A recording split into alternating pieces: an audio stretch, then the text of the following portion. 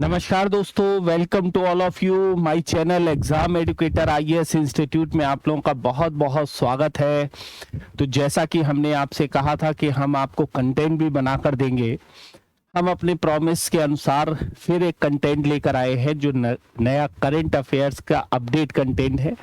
हमारे बच्चों को पुराना कंटेंट तो मिला ही हुआ है, हमने कुछ चेंजेस किए हैं और उन चेंजेस के अनुसार मैं एक टॉपिक आप लोगों को फिर आज दे रहा हूँ। और ये टॉपिक रोजगार के संदर्भ में है और श्रम शक्ति भागीदारी दर महिलाओं के संदर्भ में कुछ चेंजेस मैंने किए हैं। उन चेंजेस के अनुसार मैं आप लोगों को ये मटेरियल दे रहा हूं। उसका मैंने पीडीएफ के रूप में हाथ से लिखा हुआ कंटेंट हम आप लोगों को देंगे, उसको आप लोग नोट डाउन कर लीजिएगा धीरे धीरे देखकर और अपने कंटेंट को अपडेट कर लीजिएगा, ठीक है। तो हमारा आज का जो टॉपिक है वो टॉपिक है आपका रोजगार की स्थिति, श्रम बल भागीदारी दर, ठीक है। देखो, श्रम बल भागीदारी दर की स्थिति का पता लगाना है तो हमें कुछ शब्दावलियों को जानना होगा और वो शब्दावलियां कौन कौन सी हैं, ठीक है, उनको हमको समझना पड़ेगा। तो फिर हम बड़ी अच्छी तरीके से इन चीजों को जान सकते हैं। सबसे पहला शब्द हमको समझना पड़ेगा, ठीक है, श्रम बल भागीदारी दर को, ये क्या होता है। फिर हमें श्रमिक जनसंख्या अनुपात को देखना पड़ेगा कि इसे क्या कहते हैं। फिर बेरोजगारी दर और फिर कार्यकलाप की स्थिति। ये शब्दों को हमें, इन शब्दों को हमें समझना होगा और इन शब्दों को समझकर हम अपनी आंसर राइटिंग का जो क्वेश्चन है वो आप लोगों को प्रोवाइड कराएंगे, जिसके बेस पर आपको अपना आंसर लिखना है मीन्स का जो है, ठीक है। तो सबसे पहले तो श्रम बल भागीदारी दर की अगर हम बात कर लें, ठीक है, तो श्रम बल भागीदारी दर जो है वो कुल आबादी में श्रम बल में शामिल व्यक्तियों का एक प्रतिशत है। मतलब टोटल आबादी है, उस टोटल आबादी में श्रम बल में कितने लोग शामिल हैं उनके एक प्रतिशत के रूप में रिप्रेजेंट किया जाता है श्रम बल भागीदारी दर। इसमें कार्यरत या काम की तलाश में लोग, श्रम बल का मतलब है कि जो कार्यरत लोग हैं या काम की तलाश में जो लोग लगे हुए हैं, दोनों को शामिल किया जाता है और दोनों को शामिल करके हम लोग श्रम बल भागीदारी दर को निकालते हैं, ठीक है। तो इसका फार्मूला आपको याद रखना, लेबर फोर्स पार्टिसिपेटरी रेट जो है, लेबर फोर्स पार्टिसिपेटरी रेट्स बराबर होता है श्रम बल अपॉन कुल जनसंख्या। तो इसको आपको थोड़ा सा दिमाग में रखना है पीटी के पॉइंट ऑफ व्यू से। फिर दूसरा हमारा आता है क्या, श्रमिक जनसंख्या अनुपात या सहभागिता दर भी कहते हैं इसको। तो यह कुल जनसंख्या में रोजगार प्राप्त व्यक्तियों का एक प्रतिशत होता है, अर्थात टोटल जनसंख्या में कितने लोगों को रोजगार मिला है उसके एक प्रतिशत के रूप में इसे रिप्रेजेंट किया जाता है, जिसे श्रमिक जनसंख्या अनुपात या सहभागिता दर के नाम से जाना जाता है, ठीक है। अब अगर इसके हम फार्मूले की अगर बात कर ले, इसके अगर हम फार्मूले की बात कर ले तो सहभागिता की दर बराबर होता है कुल कार्यबल अपॉन जनसंख्या मल्टीप्लाई 100, दर के रूप में है इसलिए 100 से इससे गुणा करते हैं। और सहभागिता की दर में वृद्धि करने के लिए कार्यबल की संख्या में वृद्धि करना आवश्यक है। अगर मुझे कार्यबल की संख्या में वृद्धि करेंगे तो ऐसी कंडीशंस में सहभागिता दर में भी वृद्धि होगी, ठीक है। तीसरा कॉन्सेप्ट आपको याद रखना, बेरोजगारी दर। बेरोजगारी दर वास्तव में जो है वो क्या है, इसमें श्रम बल में शामिल कुल लोगों में बेरोजगार व्यक्तियों के प्रतिशत के रूप में इसे परिभाषित किया जाता है। अर्थात श्रम बल में जितने लोग शामिल हैं उसमें से कितने लोग बेरोजगार हैं उसके रूप में इसे परिभाषित किया जाता है। और बेरोजगारी दर के रूप में अगर देखा जाए तो बेरोजगारी व्यक्तियों की संख्या मल्टीप्लाई 100 अपॉन श्रम बल के रूप में इसको रिप्रेजेंट करते हैं, ठीक है। एक चौथा शब्द भी है, रोजगार की स्थिति। तो रोजगार की स्थिति वास्तव में कार्यकलाप की स्थिति का जब आकलन किया जाता है तो 3 आधार पर इसका आकलन किया जाता है, जो समय के अवधि पर आधारित होता है। किस पर आधारित होता है, याद रखेंगे, समय की अवधि पर आधारित होता है। जैसे सामान्य मुख्य आधार पर या वर्तमान साप्ताहिक स्थिति के आधार पर या वर्तमान दैनिक स्थिति के आधार पर। जो सामान्य मुख्य आधार पर जब हम आकलन करते हैं रोजगार की स्थिति का या कार्यकलाप की स्थिति का, तो 1 वर्ष की अवधि के आधार पर इसका निर्धारण किया जाता है कि 1 वर्ष में कितने दिन एक व्यक्ति को रोजगार मिल रहा है उसके रूप में रिप्रेजेंट किया जाता है। वहीं पर साप्ताहिक स्थिति में 7 दिनों की स्थिति के आधार पर इसका आकलन किया जाता है और 7 दिनों की संदर्भ की अवधि के आधार पर निर्धारित करते हुए हम रोजगार की माप को देखते हैं इसमें। और वर्तमान दैनिक स्थिति के आधार पर जब हम बात करते हैं तो 1 दिन की अवधि के आधार पर इसका निर्धारण होता है। कितने दिन की अवधि के आधार पर? 1 दिन की अवधि के आधार पर इसका निर्धारण होता है और इसका मूल्यांकन करते हैं। ठीक है, अब सबसे बड़ी बात है क्या कि मुख्य आधार पर अगर देखा जाए तो हम कैसे इसको गणना करते हैं, किस प्रकार से रोजगार की माप करते हैं। तो यदि कोई व्यक्ति वर्ष में 183 दिन या उससे अधिक दिन के उत्पादन कार्यों में संलग्न रहता है या रोजगार प्राप्त करता है तो उसे रोजगार युक्त माना जाएगा, वो भी सामान्य मुख्य आधार पर आधारित। ठीक है, तो उसे रोजगार मुक्त माना जाएगा सामान्य मुख्य आधार पर। दूसरा, वर्तमान साप्ताहिक आधार पर एक व्यक्ति को सप्ताह में कम से कम 1 घंटे का रोजगार प्राप्त हो जाता है तो उसे रोजगार प्राप्त माना जाएगा। और वर्तमान प्रतिदिन आधार पर आपको याद रखना है, यदि किसी व्यक्ति को एक दिन में 4 घंटे या उससे अधिक अवधि के लिए रोजगार मिल जाए तो उसे रोजगार युक्त माना जाएगा। तो मैंने आपसे कहा ये यूपीएस जो है, ये यूपीएस है किसके बेस पर? आपको याद रखना है एक वर्ष के बेस पर।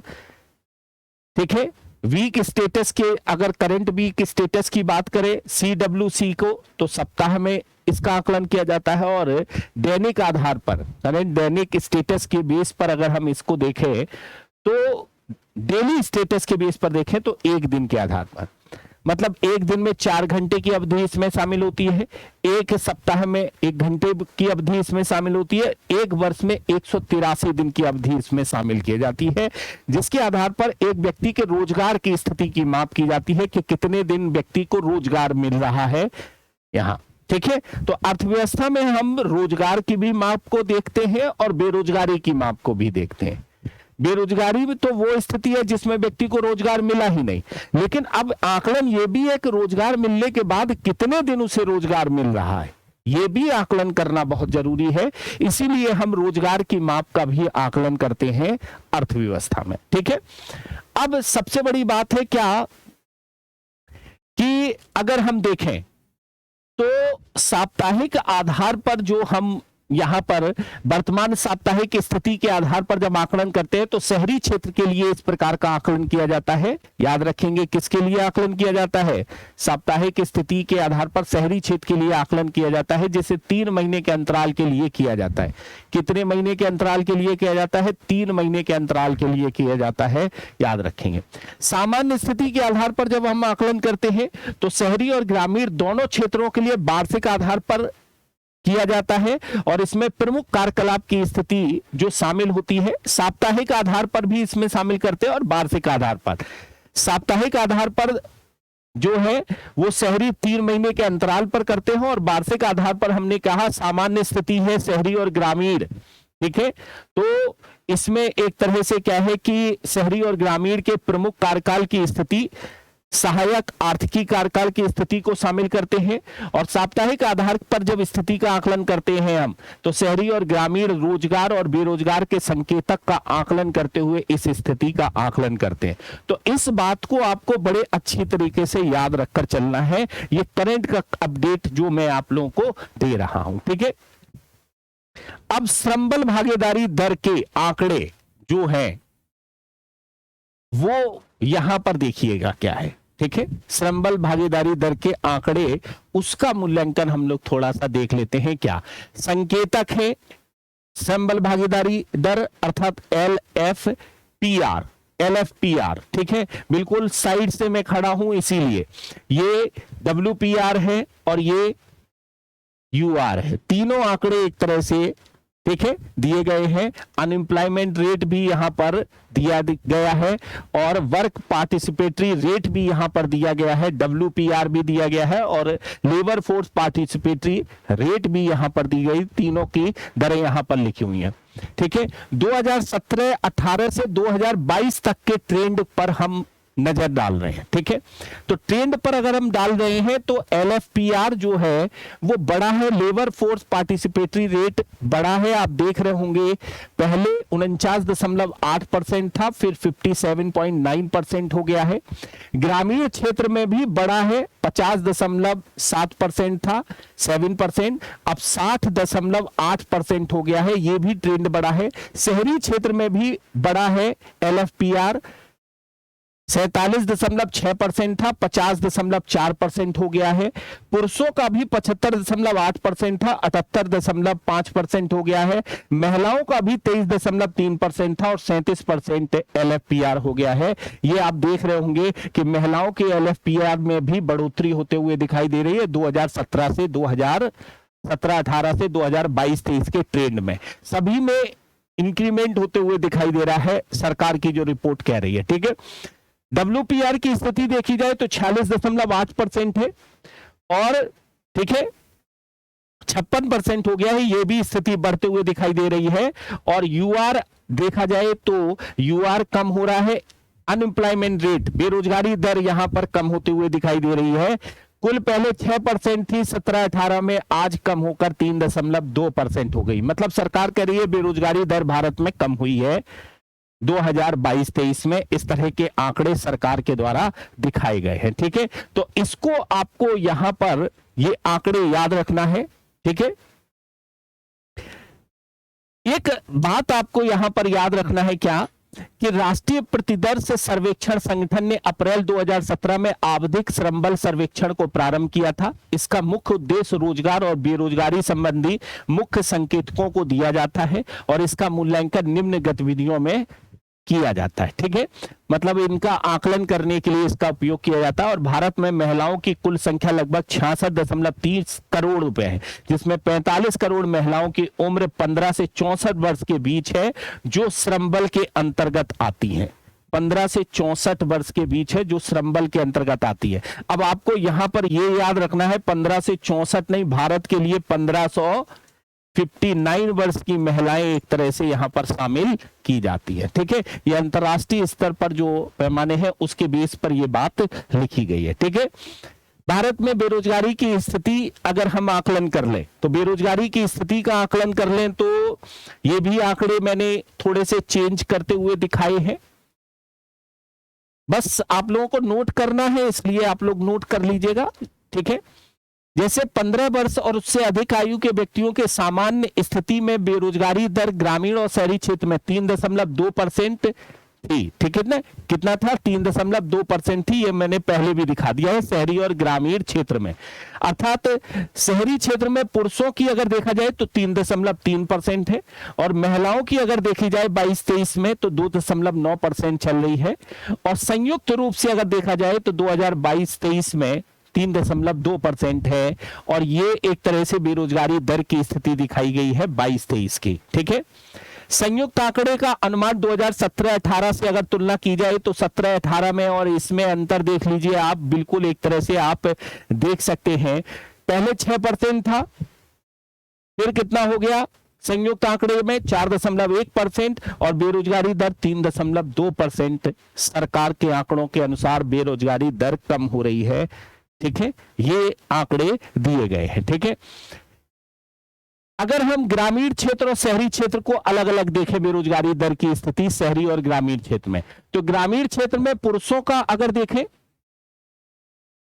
ठीक है, पुरुषों का ग्रामीण क्षेत्र में 2.7% है, महिलाओं का 1.8%, तो संयुक्त है 2.4% है।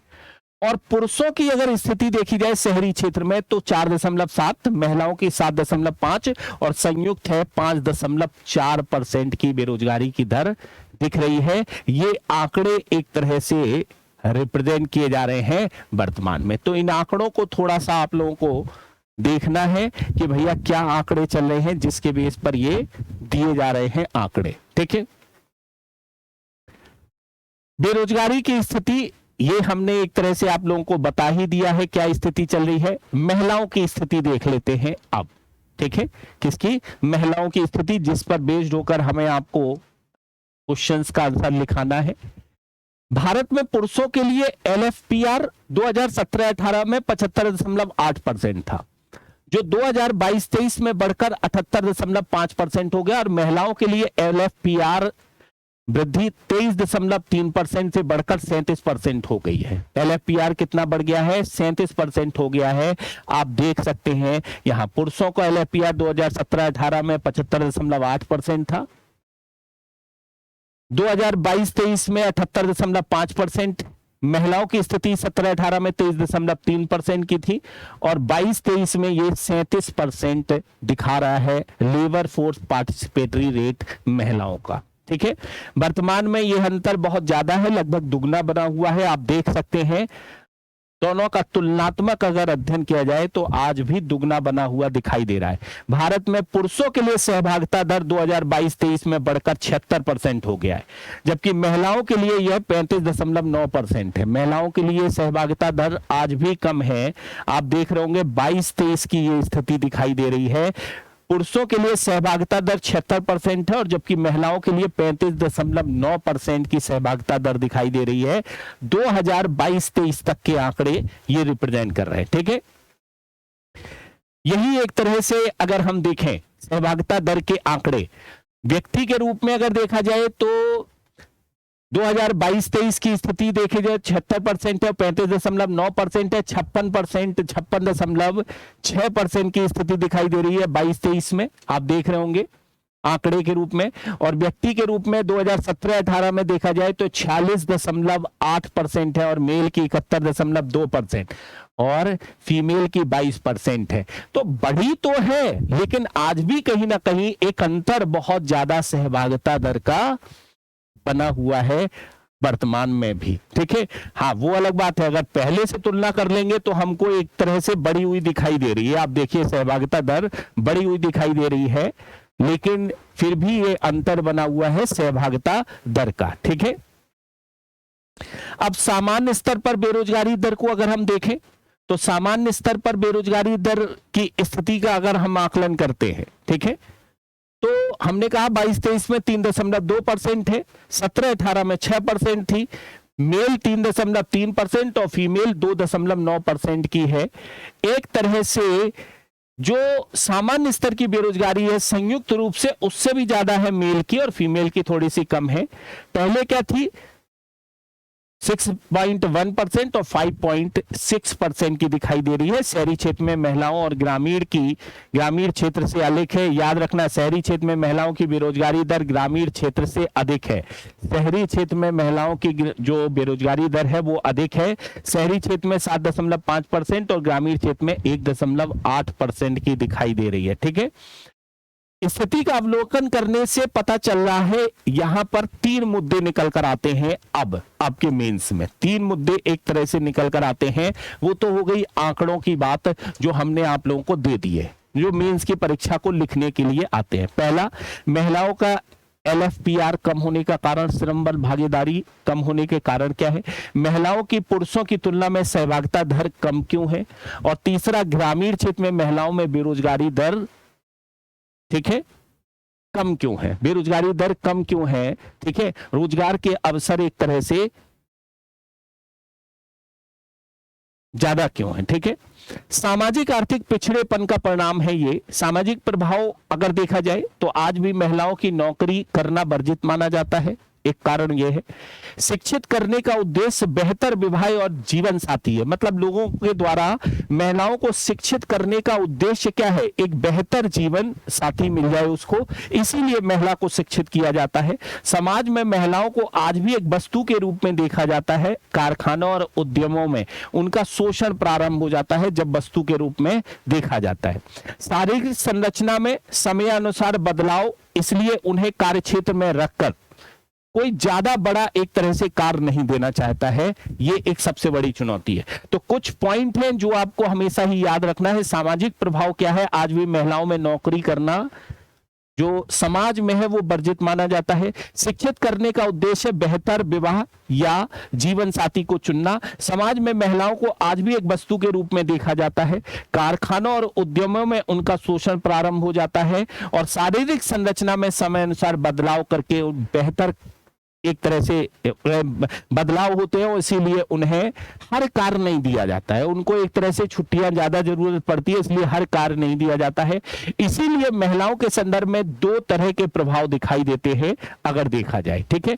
एक तो प्रभाव दिखाई देता है सामाजिक मानदंड का। क्या प्रभाव? विवाह के बाद प्रतिबंध, मतलब एक तरह से ये क्या होता है, सामाजिक मानदंड जो है विवाह के बाद प्रतिबंध पर केंद्रित होता है। मैरिज बार्स जिन्हें बोलते हैं, मैरिज बार, ठीक है, जिन्हें बोलते हैं मैरिज बार। मैरिज बार का मतलब बैरिकेटेड, मैरिज बैरिकेटेड, मतलब मैरिज के बाद में एक तरह से सामाजिक मानदंड महिलाओं के संदर्भ में और कड़े हो जाते हैं, ठीक है। जितना वो पिता के साथ में क्या होता है कि घुल मिल लेती हैं, कार्य कर लेती हैं, लेकिन मैरिज के बाद में अचानक से उनके मानदंड और कड़े हो जाते हैं और मुसीबत आ जाती है।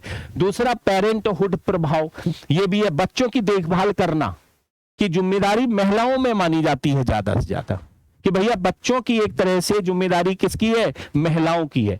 तो बच्चों की देखभाल पुरुषों की तुलना में महिलाओं में ज्यादा है, और केयर इकोनॉमी जो है वो महिलाओं के बेस्ड होकर चलती है। तो केयर इकोनॉमी का एक प्रभाव दिखाई देता है महिलाओं का, इसीलिए इस तरह की चीजें देखने को मिलती हैं अर्थव्यवस्था में, ठीक है।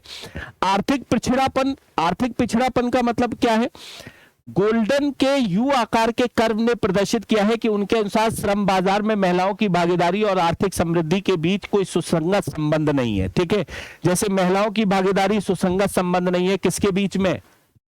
आर्थिक समृद्धि के बीच में। और ये गोल्डन के यू आकार कर्व ने इस बात को रिप्रेजेंट किया है। ये यू आकार का कर्व है, ठीक है, गोल्डन के यू आकार का कर्व है जो महिलाओं की भागीदारी के विकास कर्व को दिखा रही है, और कह रहे हैं कि आर्थिक विकास में उनका कोई संबंध एक तरह से नहीं देखने को मिल रहा है, ठीक है। महिलाओं की भागीदारी और आर्थिक समृद्धि के बीच कोई सुसंगत संबंध नहीं है, ये कहता है गोल्डन के यू आकार के कर्व, ठीक है।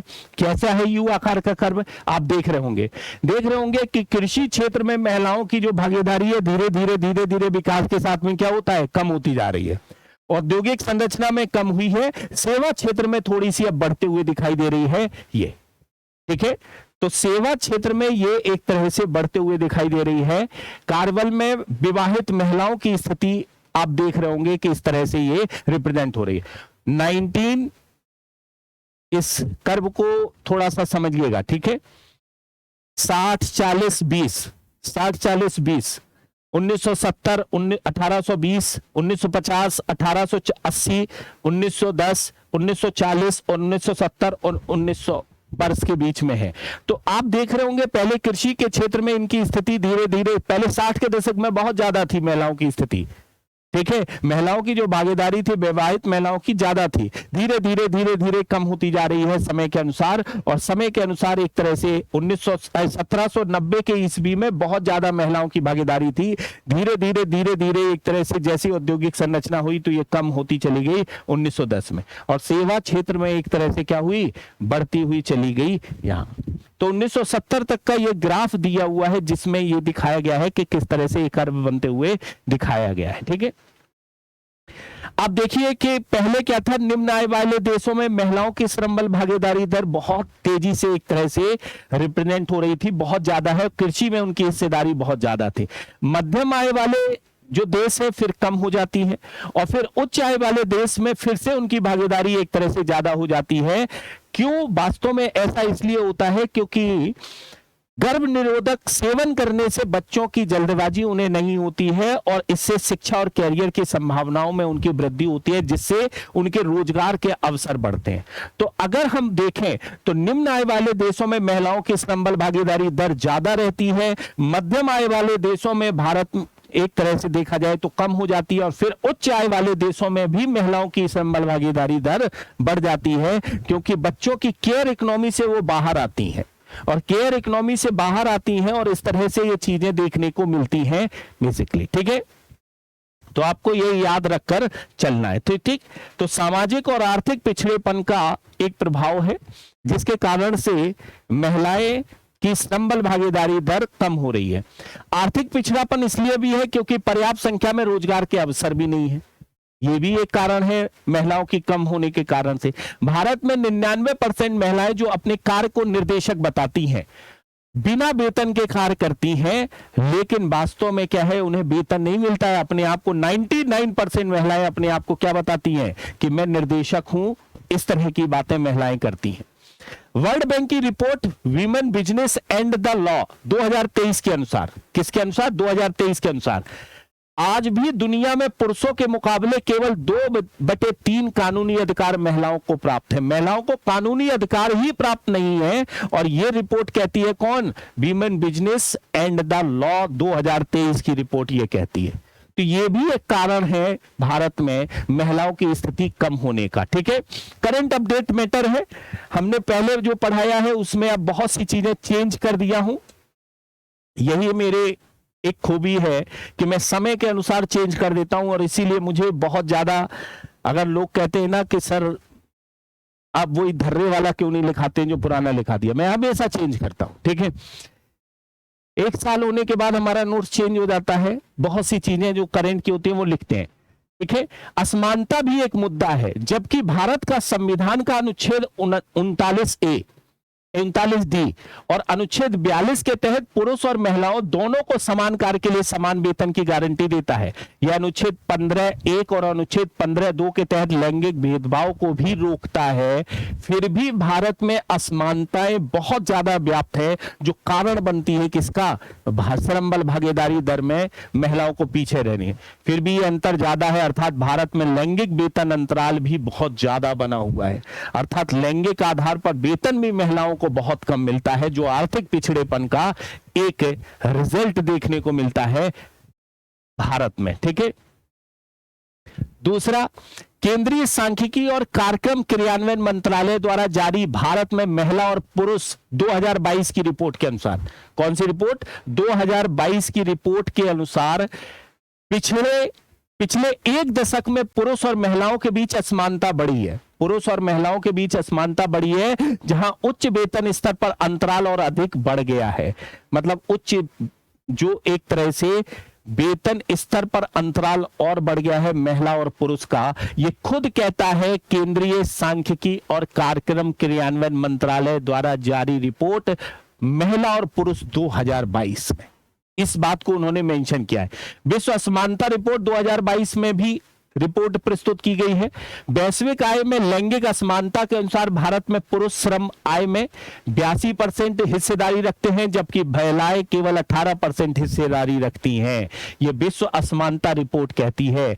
वेतन अंतराल के प्रमुख कारण क्या है भारत में? भारत में जो वेतन अंतराल है उसके प्रमुख कारण क्या देखने को मिल रहे हैं भारत में? ठीक है, तो व्यवसायिक अलगाव है, दूसरा भेदभाव भी है, कार्यबल भागीदारी भी है, प्रशिक्षण और शिक्षा भी है, गतिशीलता का अभाव भी है, अनियमित घंटों में कार्य की असमर्थता भी है। ये सारे कारण हैं किसके?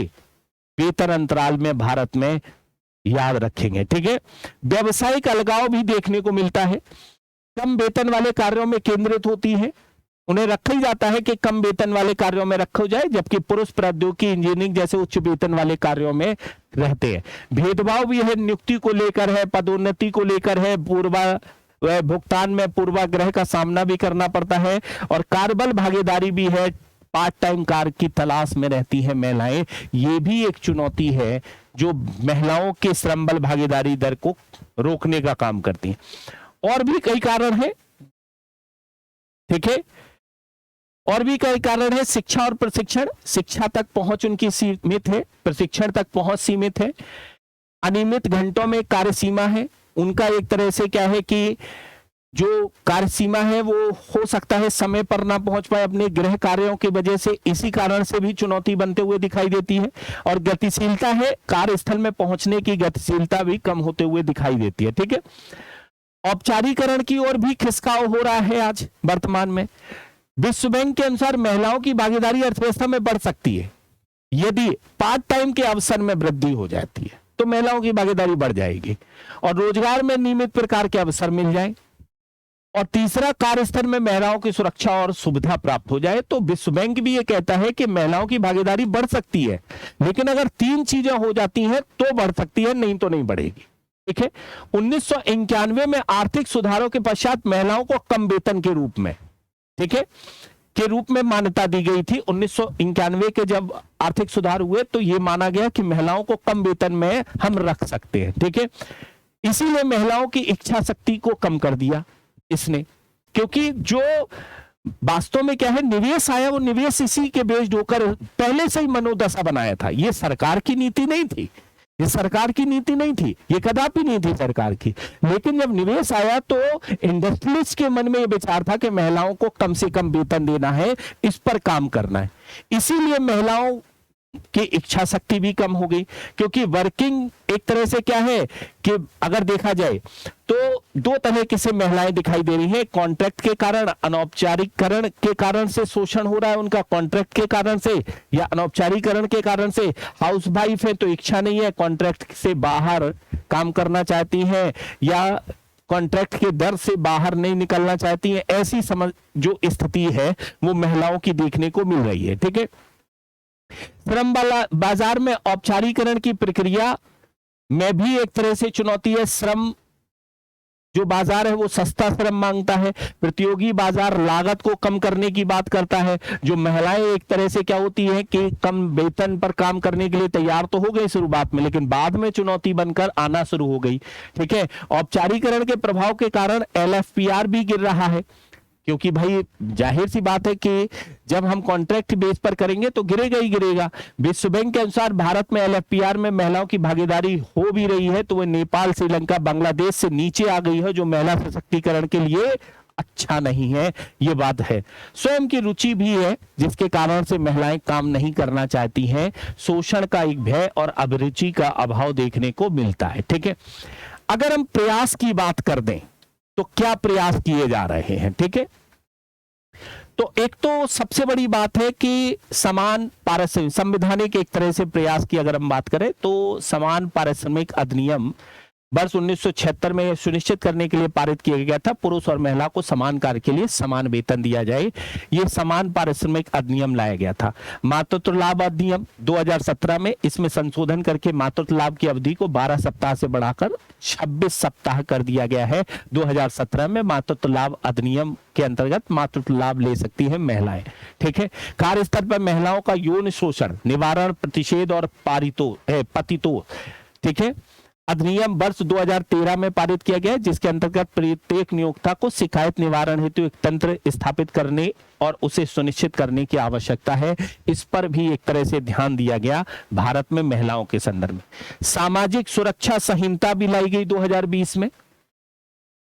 50 या अधिक कर्मचारियों वाले प्रतिष्ठानों में अनिवार्य क्रैच सुविधा का प्रावधान करने की बात इसमें रखी गई। आर्थिक सशक्तिकरण की बात भी इसमें रखी गई। आत्मनिर्भर भारत पैकेज के अंतर्गत महिलाओं को भी उसमें शामिल किया गया।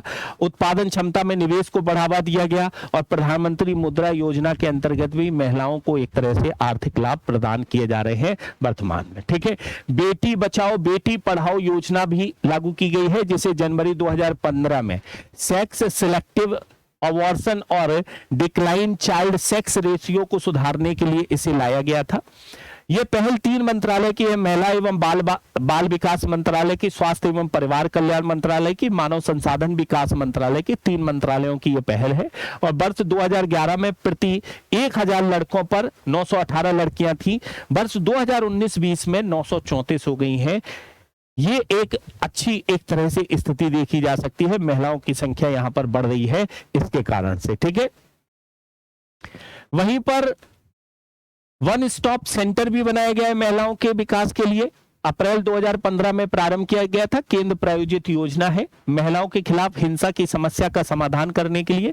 इसके अंतर्गत अंतर्राष्ट्रीय स्तर पर बहरीन, कुवैत, ओमान, UAE, अन्य सारे एक तरह से स्थानों पर, कनाडा, सिंगापुर, ऑस्ट्रेलिया में वन स्टॉप सेंटर खोले जाएंगे। महिला एवं बाल विकास मंत्रालय के द्वारा वन स्टॉप सेंटर खोले जाएंगे। इसे निर्भया फंड से वित्त पोषित किया जाएगा।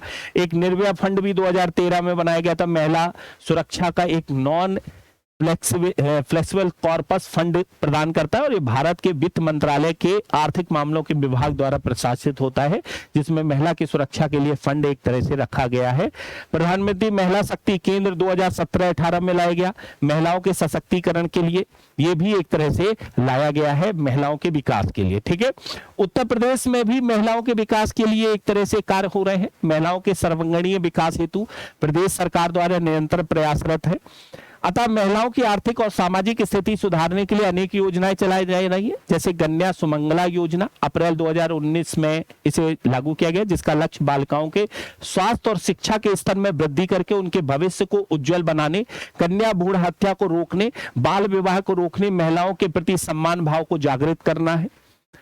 वर्ष 2022-23 हेतु 1200 करोड़ रुपए बजट का प्रावधान है। इसके सापेक्ष वर्तमान में 33.96 करोड़ रुपए का व्यय किया गया है। विधवा पेंशन पा रही महिलाओं के लिए भी पुत्रियों के विवाह के लिए एक मुश्त 10,000 रुपए की सहायता प्रदान करने की बात उत्तर प्रदेश में लाई गई है। निराश्रित विधवाओं के भरण पोषण तथा उनके बच्चों की शिक्षा आदि की व्यवस्था हेतु पेंशन योजना वित्तीय वर्ष 2020-21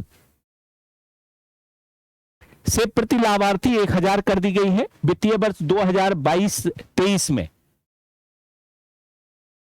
लगभग 24.49 लाख सामान्य वर्ग की निराश्रित महिलाओं के लिए बजट रुपया 29,388 लाख, अनुसूचित जनजाति वर्ग के लिए 1,650, निराश्रित महिलाओं के लिए 1,988 लाख तथा अनुसूचित जाति वर्ग की 89,043 8,94,350 निराश्रित महिलाओं के लिए लगभग 1,07,322 लाख बजट की व्यवस्था की गई है। ठीक है, तो ये बजट आपको याद रखना है, नहीं भी याद रहे तो कोई दिक्कत नहीं है। ठीक है, मिशन वात्सल्य भी आपको याद रखना उत्तर प्रदेश के संदर्भ में।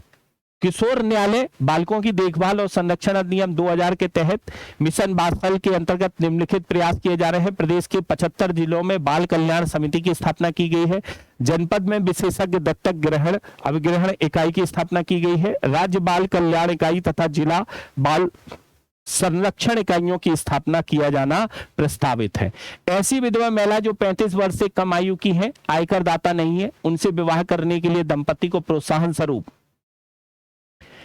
11,000 रुपए का अनुदान दिया जाएगा। रानी लक्ष्मीबाई आशा ज्योति केंद्र की स्थापना के अंतर्गत एक ही, ये अलग पॉइंट है, ठीक है, एक ही छत के नीचे महिला हेल्पलाइन, महिला यान, ठीक है, महिला थाना, कानूनी सहायता, कौशल सुधार, चिकित्सा सहायता 11 जनपदों में संचालित किया जा रहा है। उत्तर प्रदेश महिला समर्थ योजना भी चलाई जा रही है। महिलाओं को आत्मनिर्भर बनाने के उद्देश्य से महिलाओं को लघु एवं कुटीर उद्योगों से जोड़ा जा रहा है, जिसके अंतर्गत राज्य की महिलाओं को रोजगार प्रदान किया जाएगा। दूध एवं दूध से बने डेयरी उत्पाद के लिए प्लांट लगाए जाएंगे। महिलाओं की डेयरी प्लांट के संचालन के साथ मशीनों के जरिए मक्खन, घी सहित उत्पादों को बनाने का प्रशिक्षण भी दिया जाएगा। ये पॉइंट आपको याद रखना है बहुत अच्छी तरह से। और उत्तर प्रदेश में योगी आदित्यनाथ सरकार ने महिला उद्यमी को प्रोत्साहन करने के लिए छोटी फैक्ट्री या फिर लघु उद्योग की स्थापना के लिए खरीदी जाने वाली जमीन पर स्टाम्प शुल्क भी माफ कर रखा है। ये भी प्रावधान उत्तर प्रदेश की सरकार ने कर रखा है। देखिए, बिहार के बारे में तो मैंने लिखाया है खूब, ठीक है, जीविका योजनाएं लिखाई हैं महिलाओं के विकास के लिए, तो महिला उत्थान के लिए वहां पर मैंने लिखा दिया था, लेकिन उत्तर प्रदेश के लिए नहीं लिखाया था। ये अपडेट मैटर है, इसके बेस पर मैंने आपको मेंस का क्वेश्चन दिया है। बहुत जल्दी मैंने किया है, इसलिए जल्दी किया है क्योंकि पुराना मटेरियल है ही आपके पास, नया थोड़ा बहुत जोड़ना है तो जोड़ लीजिएगा। ठीक है, तो आज के लिए इतना ही, थैंक यू। हम लोग मेंस के क्वेश्चन चेक करेंगे और उसके बाद चर्चा करेंगे कि क्या आपने किया है। ठीक है, thank you all of you.